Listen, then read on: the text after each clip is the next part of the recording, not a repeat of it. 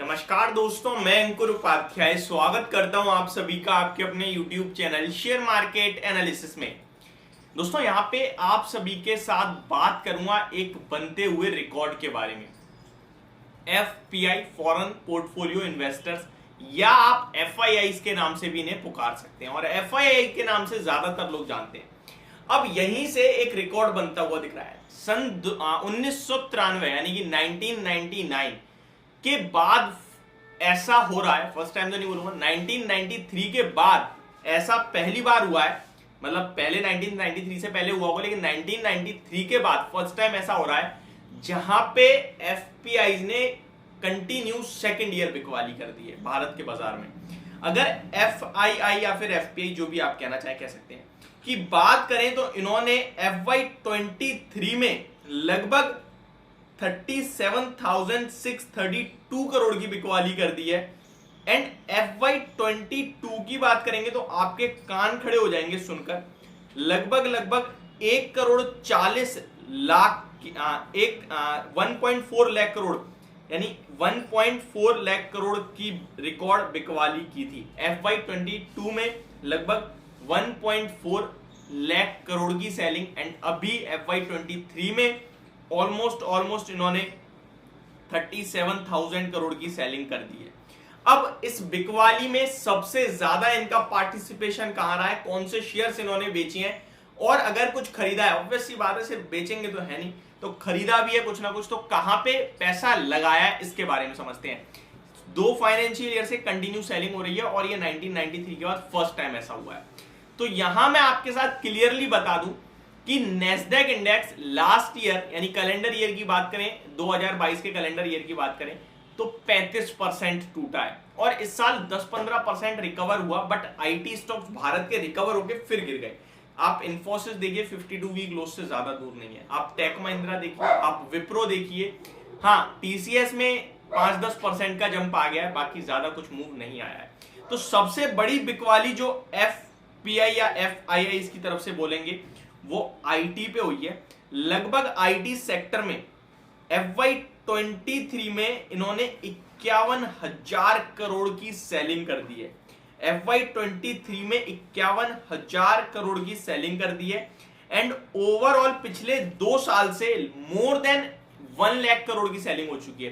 तो 1 लाख करोड़ से ज्यादा की सेलिंग इन्होंने पिछले 2 साल में करी है आईटी सेक्टर में। तो आईटी स्टॉक्स में इतनी बड़ी पिटाई होने के बाद क्या ये समझे कि आईटी स्टॉक्स खराब हो गए हैं, या फिर इसे सेकंड व्यू से देखना चाहिए कि इतनी सेलिंग हो चुकी है अब यही खरीदने का मौका है, इसके बारे में बात करेंगे। लेकिन थोड़ा सा डाटा और पढ़ते हैं एंड समझते हैं कि कहां और बेच रहे हैं और कहां खरीद रहे हैं। तो FY23 जो कि फाइनेंशियल ईयर खत्म हो चुका है उसके बारे में बात करें तो लगभग आईटी में 51,000 करोड़ की सेलिंग देखी है आपने। तेल एंड गैस स्टॉक्स की बात करें तो 37,600 करोड़ की सेलिंग देखी है आपने। बैंकिंग एंड फाइनेंस की बात करें तो 29,921 करोड़ की सेलिंग देखी है, ऑलमोस्ट 30,000 करोड़ की सेलिंग हुई है। फिर खरीदारी भी कहीं ना कहीं हुई होगी, डेफिनेटली हुई है, और जहां खरीदारी हुई है वो स्टॉक्स आपको लाइफ टाइम हाई पे ट्रेड करते हुए दिख रहे हैं। Capital goods, FMCG, health care, ये एक सरप्राइज नाम है। हेल्थ केयर स्टॉक कहां पड़े हैं और यहां पे भी बाइंग हुई है। कैपिटल गुड्स की बात करें तो 17,419 करोड़ की बाइंग देखने को मिली है। एफएमसीजी में 17,180 करोड़ की बाइंग देखने को मिली है। हेल्थ केयर में 16,145 करोड़ की बाइंग देखने को मिली है आपको। तो ये कुछ सेक्टर्स और कहीं ना कहीं एफआईआई कहां नेगेटिव कहां पॉजिटिव हो रहे हैं ये आपके साथ क्लियरली दर्शा रहे हैं। अब मैं ज्यादा किसी सेक्टर के बारे में बात नहीं करूंगा, बात करूंगा आईटी के बारे में।